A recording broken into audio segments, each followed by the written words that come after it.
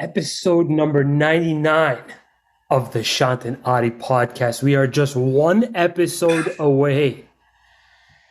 Shant, how you feeling tonight, big guy? Feeling good, man. I'm thinking for 100th, right? It's a big deal for 100. Like should I like hit up Rogan, see if he'll like pop in? No, can you hit up Leo, see if he'll be on our podcast? I don't think so, man. He's busy. He's doing shit. Okay, yeah, hit up Rogan. Maybe we'll have a better shot with him.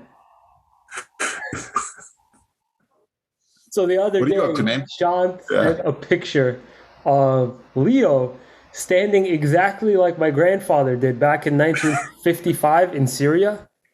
For a second, I thought Leo was holding a tuspeh. He was just watching TV. It looked like maybe he was watching Horizon TV from California, the Armenian news channel, telling us all about what's been happening in Armenia lately with the ARF and whatnot. However, it was the cutest fucking thing I've ever seen. Shant has also had another child, yet we still are hyper focused on just how cute Leo is. I really hope that Zila is this freaking adorable at 1 or 2 years old. Yeah, there it is. This is great. If you're right now. If you're listening, I'm showing him the picture of him just like a YouTube video about 2 minutes in. Yeah. No, yeah. I mean, because he has a personality now. Like Zila is just there right now, just doesn't do anything. He's got like a real personality, man. He's kind of he's I can't wait if you do come out in when is it? August, I said August. August 14th to be specific. Yeah, you'll see him, man. He's interesting now. I'm really, really looking forward to it. I checked out flights the other day. It seems like it's a pretty much nonstop. Huh? 2Gs, 3Gs. What's the cost like? Have flights gone up? The cost? 500. I mean, it's pretty close to what I paid before. Before I paid 350, maybe 400 months out in advance. Right now it's sitting at 500, 550. It's not too bad. As in like to go to LA, it would probably cost me about 350, 400 anyway. However, that's very much on the table. I may be making my way out again for another one of Shant's Gunungs. However, this time only for 18 hours. Not like I haven't done this before. I have. Is your brother going to stay longer? He's in Greece right now, right? He's MIA. Like Sako's been in different parts of Greece the last 2 weeks. He'll be back soon. I don't know if Sako's going to come. Sako might be MIA, as in like back to work and not taking a day off for the next couple months. So we'll see. But that's definitely on the table right now. I may need to book a ticket to Arizona very soon. Anyway, the topic of today's conversation, very, very strange turn of events. We're not going to be talking so much about personal. We're going to shift back into business. But it gets personal. Personal side of running your business is the proper execution of industry-related tasks, as in I'm going to get a little bit specific about what I do and what I've learned along the way that would have probably been helpful to know back when I first started. Again, industry specific, as in if I were to go and open another takeout location from the ground up, I would want to talk to somebody like me and hear what they have to say right now. And the same way, maybe Shant, I'm hoping that you're going to be talking about sort of the execution side of things when it comes to being who you are in real estate. So I want to first ask you how this came about. Yeah, so it's interesting. I work for the Lawton team and our leadership, because I'm one of the team leads. I run an office, coach. Right now I'm going to be 20 something agents, right? And so we do like every quarter, like a book, you know, kind of a book club. And this month is execution. This quarter, we're reading execution. And it was interesting as I was like, you know, I'm like 3-4 chapters in. So I'm not like through the book that I'm going to have these keys to execution besides just the real estate stuff. It was interesting. I was thinking about it. I'm like, you hear a lot about like people on social media and just like a lot of the content is like mindset, right? Or it's strategies, it's this, it's never execution, because I think it's its own entity, right?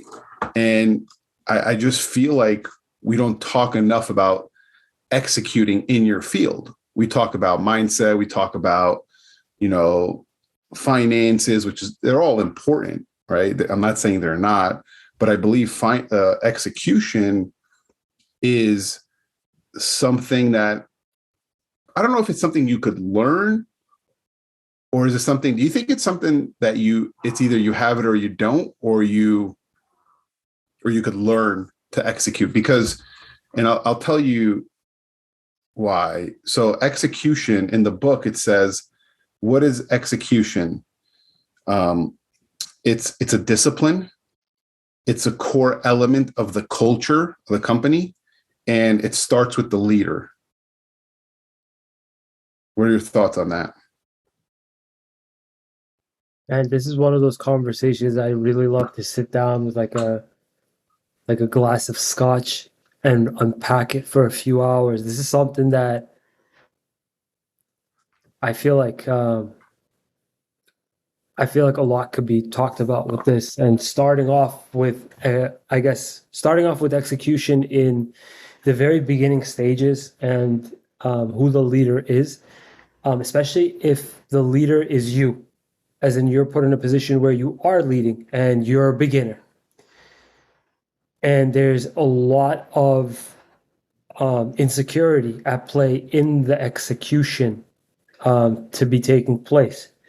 That is a gigantic difference from execution being taught by the leader who has experience, as in being an entrepreneur and executing is way different than being in the corporate world and being told to execute and how and in what way to execute.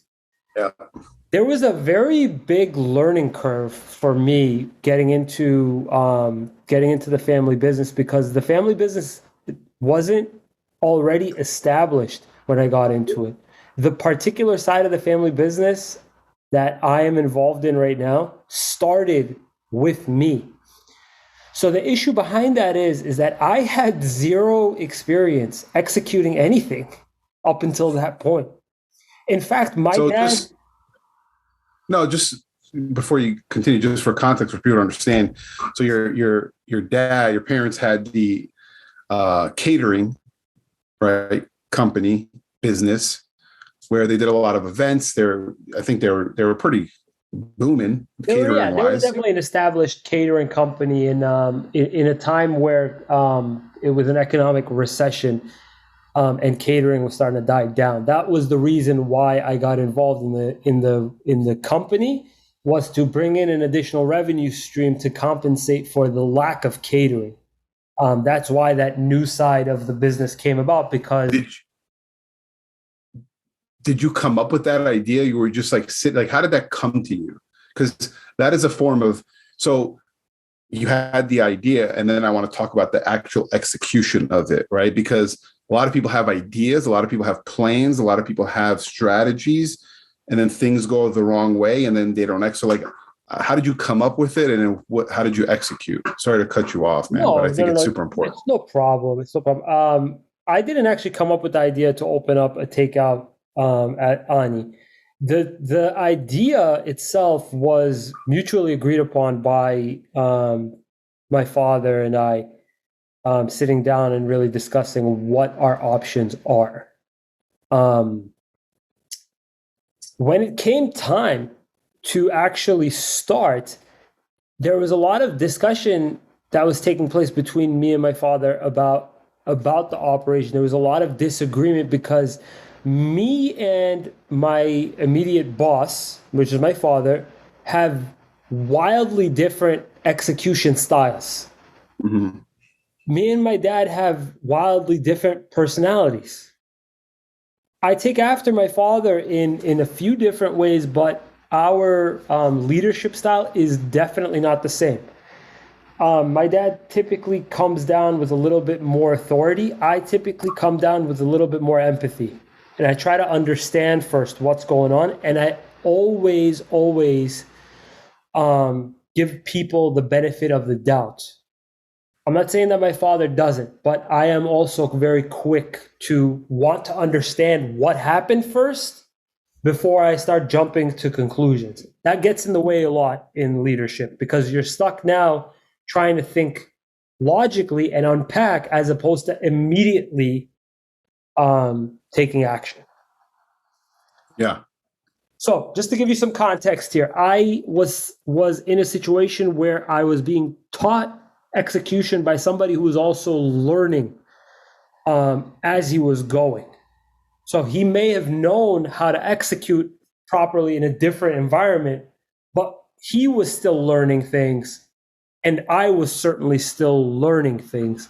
So it was one of those unique situations where I was in sort of that corporate execution area where I was being told how to execute by somebody who was still learning how to execute. So we were making mistakes executing constantly. It was a constant misfire in execution. We were, for example, and I'll bring you to one of my first points in proper execution, and that'll sort of point to what we learned, what I learned that I would have probably done differently. I'm not going to tell you who did what or who did this and we corrected this way. Let's just say one of us did this way. Number one, taking responsibility and ownership after an action, after having executed an action that backfired, instead of after defending yourself. Mm. No customer in this last 10 years that I've been in this business has responded positively, or I've seen them again as a repeat customer, where I've been in a situation where I've executed a particular task or done a particular thing for a customer, did it wrong, defended myself, or acted a little bit stupid. And we saw them again after I afterwards apologized for what took place, the misunderstanding that took place. However, let's say I fuck up twice as hard on that execution, but when it was brought to my attention, I immediately take responsibility, even if it wasn't my fault, and immediately apologize. We see that customer commit to us for years. Mm. So it's not even so much the proper execution in terms of a successful execution. It's how you handle the failed execution after the fact. Yeah. So that's just starting off with number one, because everybody's going to eventually fail at execution. It's just a matter of how you're responding to that failure.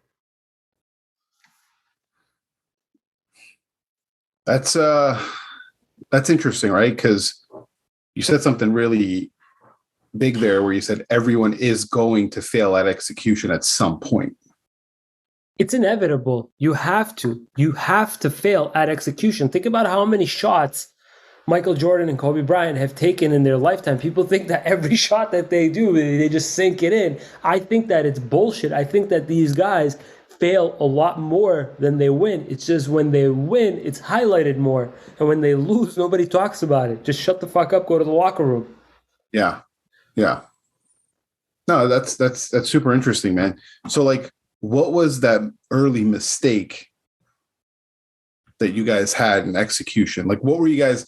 So, because I want, like, people listening to this, we're talking about execution. So like, you're converting the catering to takeout. No, I'm not converting it. You're adding on takeout because you guys still do catering. So what was like, okay, first steps? You had your like a strategy meeting. Like, how did you execute it? Like, I want like kind of not the full details, but like, let us in. Like, let's say we had the cameras in at that time. Like, what was going on? So what we did that helped us in properly executing the starting of the takeout company was my dad actually had a humongous banner printed out and put over the front of our store, blocking everything that we could even see. Like the window was just completely covered, saying takeout coming soon. We had that put up for about 3 months. So anybody driving by in the year 2011 was gonna know there was a takeout part opening up soon. He then mailed out a menu pre-opening to everybody in Belmont and Watertown. He had a direct mail. So basically, the execution behind it is, and he still stands by this as his number one motto, get the word out. When I started BAC, I was letting everybody know what I was up to. I was letting every single person that I knew as an Armenian, letting them know what was going on, what BAC was, and I was spreading the message as best as I could, because that was the only way it was going to come off the ground. So execution success number one was Get the word out. exactly was making sure that whoever your audience was or is knows that you're in business. You're doing what you're doing. As in, if you're a realtor, get uncomfortable for a second and put the message out that, hey guys, I just teamed up with yada, yada, yada, team this, and that's it. You are now a realtor. So it's also getting the word out to the right people. Right? Like, I know it sounds stupid, but your dad did something, pretty clever for, an immigrant from I'm not trying to knock your dad, obviously. I think he's one of the smartest people I know, but he put the sign out first for 3 months. I'm sure he had a plan, like a purpose behind it, not just like, oh, put the sign out, that was the first thing he did. He put up intentionally the sign and waited. Yeah, just intentionally get okay, let people start noticing it, let people start seeing it, then start talking about it. 3 months, then the mailers. It was a process of execution. First, let them see it, then hit them in the door, right? And just really, I know it sounds very easy. Oh yeah, it's put a sign out and then mail to people, but he had good sequencing and he executed on it. You guys executed on it. What else happened? What else were some key execution things? I think this is the thing, man. We see a lot of things. We hear a lot of, self-development stuff, social media, podcasts. I don't think people talk too much about the actual tactics, the execution tactics. So that's what I want to kind of I know you have your list, but I kind of want to hear these because I think it's super important, man. I think number 2 is pretty, your number 2 kind of ties into this. Yeah. So what happened was we, a few weeks before we opened up, we got the shawarma machine. And it dawned on us that we had no idea what the fuck we were doing.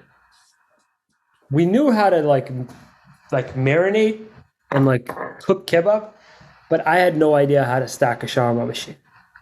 If you saw the very first shawarma that I ever stacked, it is hideous, man. It looked like a Christmas tree, and it's usually supposed to go the other way. It's supposed to be a cone. It was literally, sorry. It's supposed to be a cone going like this. Yeah. My shit was like this. It was the weirdest thing ever. Sorry, like this. I know I keep doing this. It was literally a tree. Yeah. So that we had to learn everything by trial and error, and on top of that, the shawarma was the key problem getting in the way. It was either not cooking fast enough to meet the demand, or it was drying out very, very fast. So there was a period of time in which we were developing a strategy for either getting the shawarma to meet the demand or slowing down the supply. With kebab, you just take it out of the fridge and you put it on the grill. There's no problem with that. With shawarma, That's constantly cooking. If you don't have a customer for 3 hours, you're stuck throwing away a few pounds of chicken. Wow. So there was an execution. There was a learning curve involved in that for a couple of weeks. Also, when we first opened up, and demand was very little, the way that we succeeded at first was we had such a small menu that our shopping list was so small and the turnover was so great that we basically bought as little as we possibly had to keep the supply levels low, to keep turnover high, and to keep our overhead, our costs extremely low. Like, I mean, instead of buying in bulk and all of this stuff, we were basically buying in bulk, but for a very, very small menu. Yeah, because you would have gotten in trouble probably if you had a large menu, bought all this shit, and just right. Because it's interesting you say that in the book they talk about two computer companies. Okay, this is so crazy that you brought that up, man.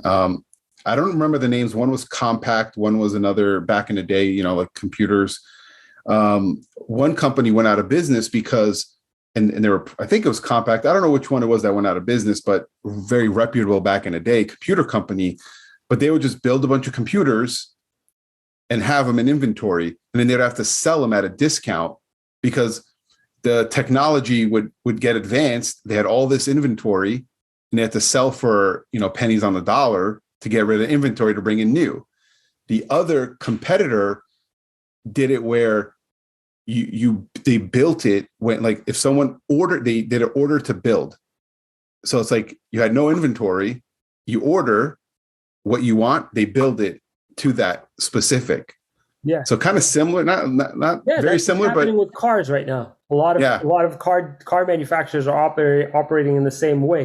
Not extremely similar, but right in between. We weren't going to Restaurant Depot when you ordered the chicken. Yeah, you can't do that. Yes. Yeah. Very, very halfway. That brings me to my next point. We were dealing with extreme, more than now. I wish it was like this right now. It's not. We were dealing with extremely reputable suppliers. We could call these people for the smallest quantities and for them to deliver at the most inconvenient times, but they would save our asses in 10 out of 10 circumstances. Now we rely more on keeping costs low, which obviously translates into trying to minimize overhead. Sometimes that results in product quality that changes from delivery to delivery. I'm not talking about food quality. I'm talking about plastics and other non-edibles. The quality of our food has never actually changed. It's always been the same.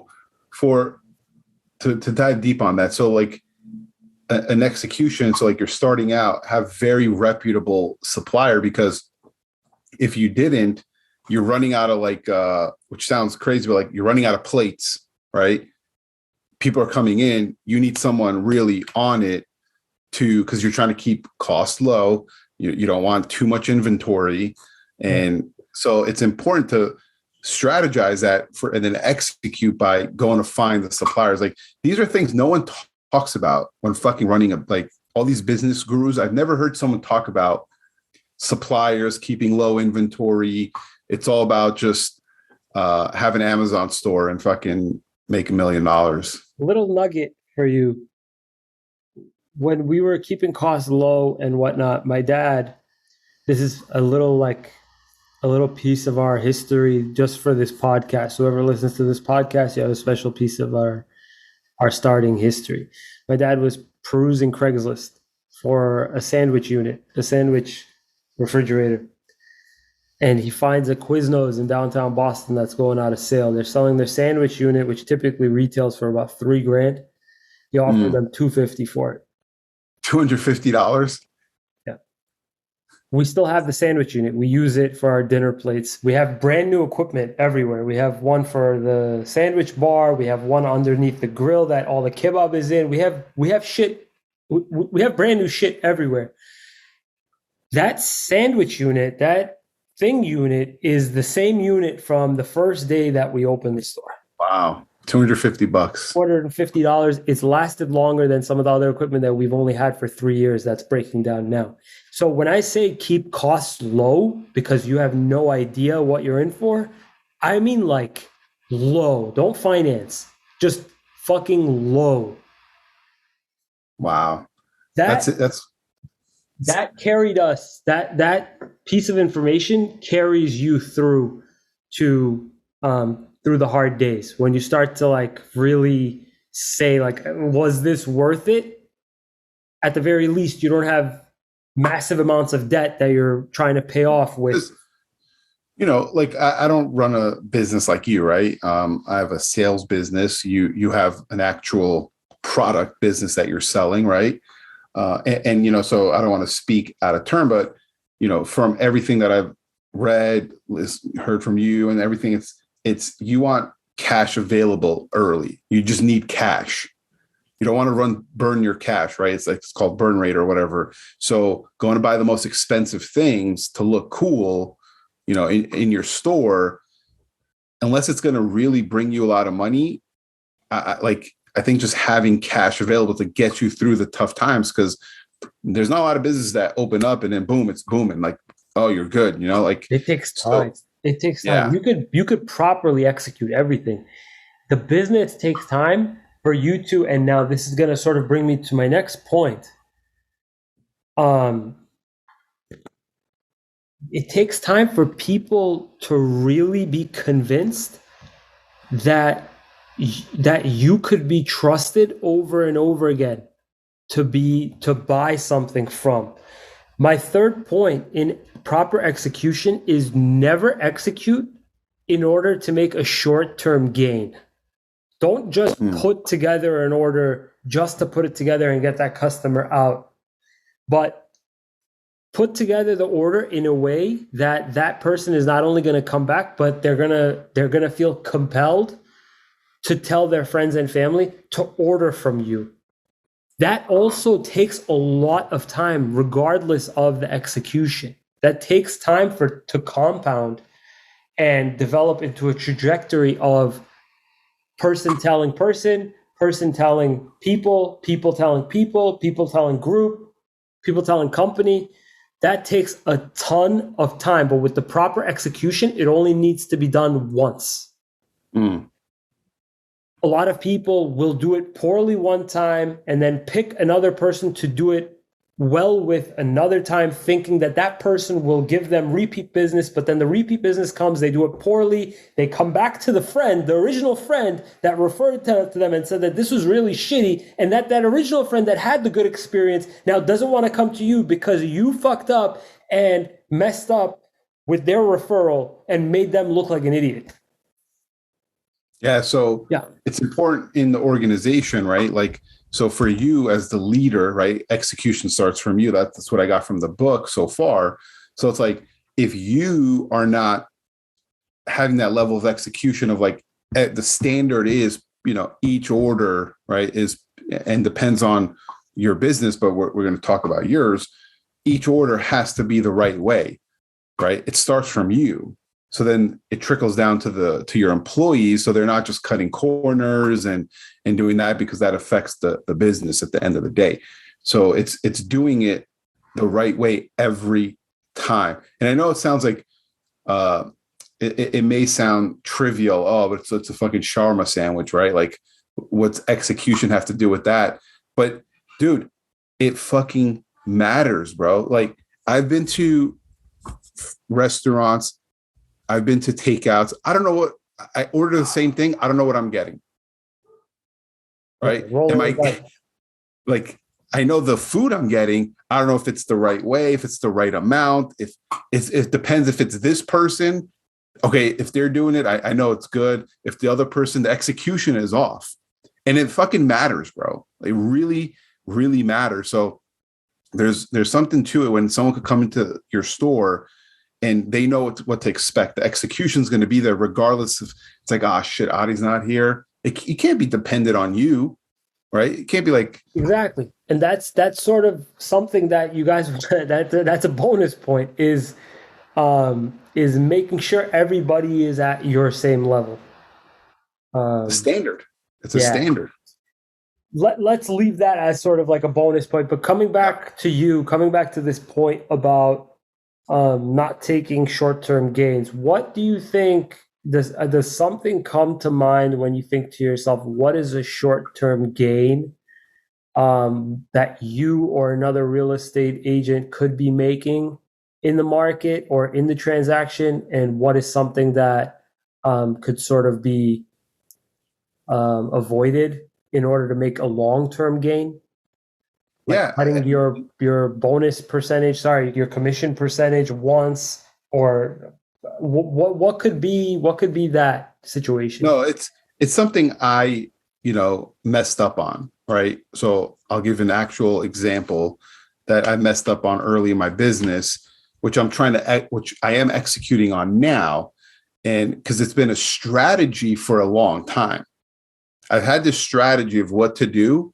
So my past clients, right? So I used to think short term, get a client, sell them a house, boom, short term, next person, right? I didn't have a system to execute on how to keep that relationship going, to get, help them out on their next transaction, to help them out if they have any friends or family, get some referrals, right? So I always had a strategy, and I did up to like a couple months ago. I had this nice strategy, but I never execute on it. So now I'm finally executing on my past clients to really build more of a relationship, because like I look back, I'm like, damn, like these people trusted me so much. Like I need to be giving back more to these people. Tell us a little bit about that. I mean, I told you about our Quiznos fridge. Tell us a little bit about what that entails for you. Yeah. So one thing what I just started executing on is, so think about, you bought your house, right? Wouldn't you want to know what your monthly, the value of the house is, what it could rent for, what it could Airbnb for? Wouldn't you just want to know that information, but not be like bothered like me calling you every month like, hey, it's worth 470, it's worth 500. So I see where you're going with this. Our the realtor that sold us our house does that. He sends us an email and he sends us a like a postcard or a flyer for our birthday, and his follow-up game is unbelievable. So I'm with really, you on that. That is unbelievable post sale uh, yeah, habits. yeah, that's good. And what I did is I bought a system where I put in all my past clients, put the addresses, information, and it sends them a valuation, shows them a chart, shows them how much equity they have, shows them what it would rent for. And it's just like, it's such a clean system. It's not like a spam thing. It's just, it's like a nice website. They look at it, they just see the value, boom. It's super modern looking, And do you find that they interact with you also? Like, hey, good to know. Like, So not I like, just hey, started. what do you think? Should we sell it right now? Or like, just not that. Just It's like, not about, yeah, it's not about, and no one's really reached out to me, but I've noticed 60% of the emails have been sent out, have been opened, and they've been looking on the website, right? So uh, it's not about like, oh, I want to sell now, because yeah, everyone knows they have money equity in their house if they bought 3 years ago, right? It's more they get to see where they're at. And it's cool to like know like, hey, I just made 300 grand just owning a home, like it's, why not have that information? So yeah, it's mostly that. And then what I'm going to be adding is the more, home anniversary, sending them stuff, to like my other like top clients, you know, giving them like tickets to Suns games, shit like that. Just doing more to like, because I can't give Suns games to everyone, right? Or just the VIPs. yeah, just people who like super connected with, and so that's what I've been executing on recently. It's a good, very, very good follow-up strategy, man. Like, I don't text or call customers back when they pick up a catering to say how is your food or anything like that. And I don't do it because I don't do it because I'm like too busy or it's stupid to do. It's just I feel as though sometimes you're bothering people by doing that. And I think that's wrong. I think that even if you feel like you might be bothering them, a quick just how you doing or how was it or how's your house or how was your food that day, even if it's quick, even if it's a text, does go a long way. It shows like you thought about it. You know, you thought to ask. Not Yeah, like maybe like you were done with the even, sale and you left. even if like they could fill something out, says like, hey, how's your experience? Like rate to 1 to 10. How's the delivery? How's the food? How's the service? You know, A gives you feedback, right? And then B, it makes them think like, oh, these people actually care about what they're doing. Yeah, it's really coming down back to the basics. It's for example, I used to ask everybody that walked in to leave us a Yelp or Google review. And I stopped doing that because, oh, I thought I don't need it. I don't need it. I've got plenty. I've got plenty. Well, you don't actually have plenty. And you don't, eventually, you're going to start needing more because you can't continuously have reviews that are 5 years old. Eventually, You people need are going new to want ones. to Yeah. see newer reviews, right? So that game never actually stops. You don't ever get too good for it. And that brings me to my next point is finding this balance in how you're acting, how you're treating your business, is finding that balance whether or not you're paying your competition too much attention or you're not giving enough attention to your market value in particular, where you stand. You're completely getting lost in being in love with who you think your business is.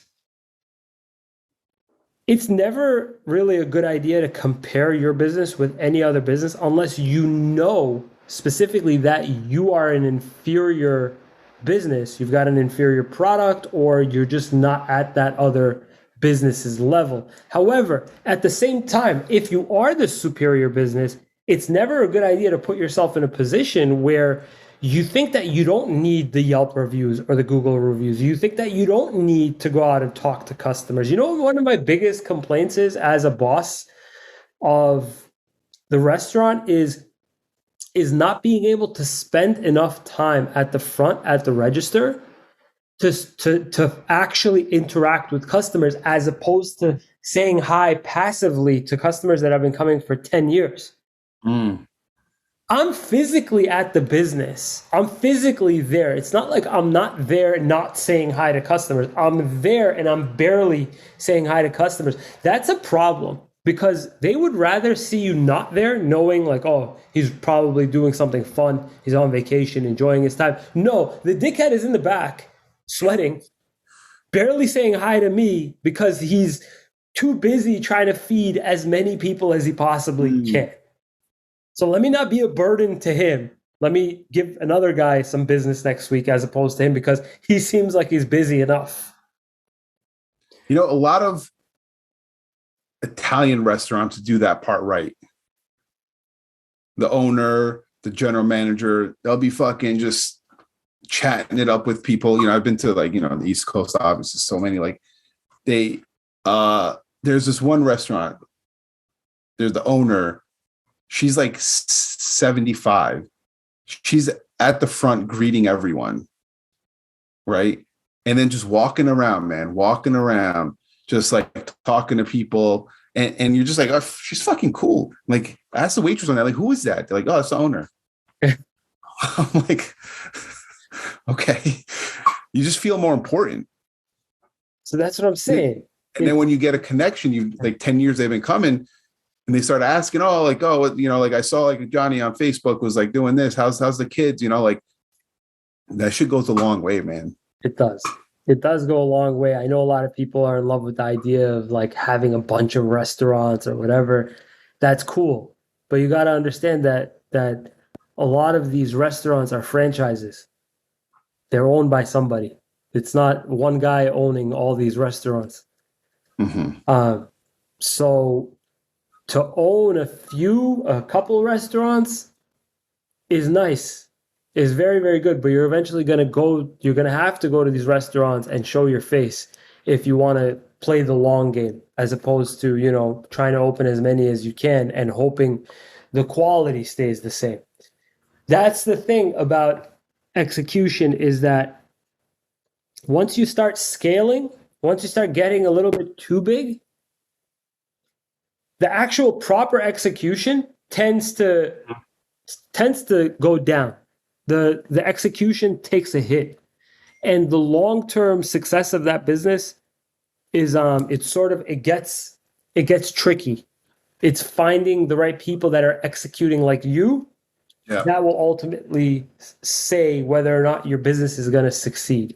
When you're selling a product, it's a little bit easier, but if you're selling a product that the quality can consistently change, that's a different story.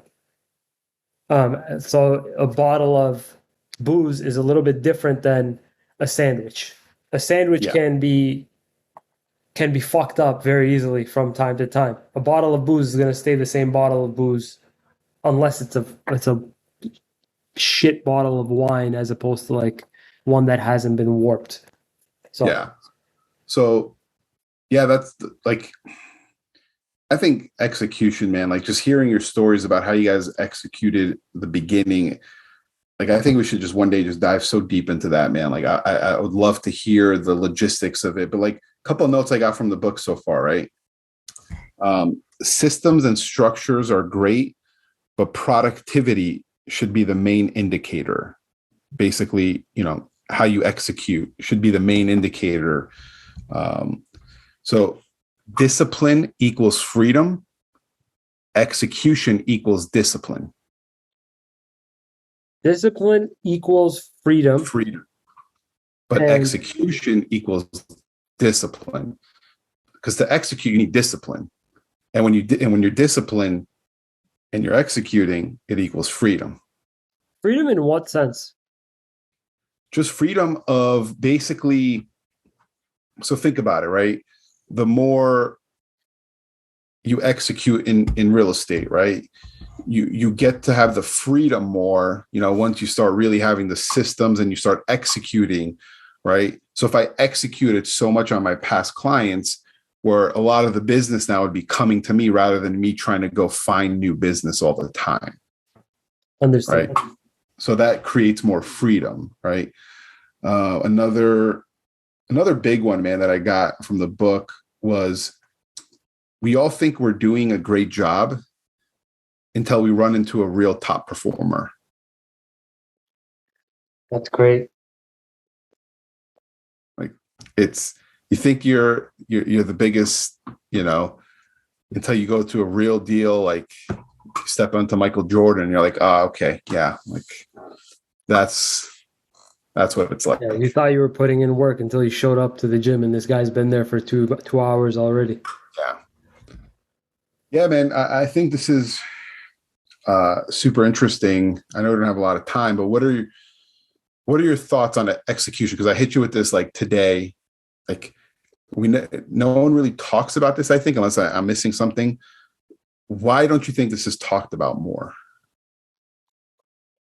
I think that it's not talked about more because a lot of people that execute well tend to keep to themselves, or they may be so busy that they may not have enough time to sort of put into words how to execute. Plus, it's a lot of the times proper execution it's really being helped by the fact that there are many people, the smarter people, the people in higher up roles that have the time or have the capability of explaining how they execute. Sometimes the way that they're executing is done in such a way that multiple people are helping in executing particular tasks. As in, Jeff Bezos might have a whole team of people that executes different functions for him. Yeah. With the restaurant business, it's a little bit weird that I have family friends that if you were to ask them a question about how their business is run or if they have any particular advice, they almost perceive it as a tiny bit of like a threat that they're giving away a particular secret, or they say that one day we'll sit down and we'll talk about it, and that one day never really comes around because they're too busy to talk about it. So a lot of the times, and especially when it comes to entrepreneurs, you have too much pride in asking. And I think that pride really, really gets in the way of finding out how to properly execute. Because a lot of things that entrepreneurs learn, they learn from experience. They don't learn from college. They don't learn from a classroom. It might be a little bit easier for them to learn now with YouTube and audiobooks and all this stuff, but even Gary Vee has failed me. As in, okay, we had the best entrepreneur online giving us very, very practical execution steps, content, etc. But it led me down a path where my brain was no longer capable of doing what he was recommending. So that also is a failed strategy. It's learning through experience, or learning from somebody that has experience, listening to Gary Vee to tell you, don't listen to that dickhead completely. Yeah, take bits and pieces and Exactly. But ultimately, how you execute, how successful you are in executing cannot be 100% guaranteed from the start unless you're doing something that has already been done. yeah, like I've read a lot of books, not a lot, but a good amount. I have never seen where they say, don't buy the $3,000 sandwich maker, buy go find a deal, or keep your menu really tight in the beginning and in low inventory. Like, have you read a book that has ever said that? I personally haven't. I'm sure that there's some advice out there that will allude to like keep your overhead very, very low, but to be flat out told, I'm not buying anything until we find out what this business is actually capable of, was like a shock. I'm like, we're literally not buying anything. We're not buying nothing, not even like a grill.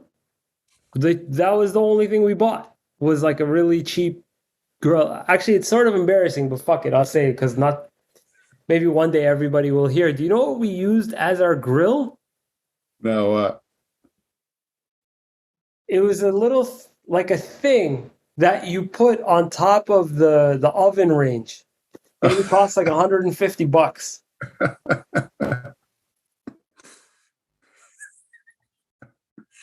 Who would have thought, man? Like, and how many orders a day do you guys do right now? And it's not like, I really don't know, man, because before we even open, we're fucking exhausted.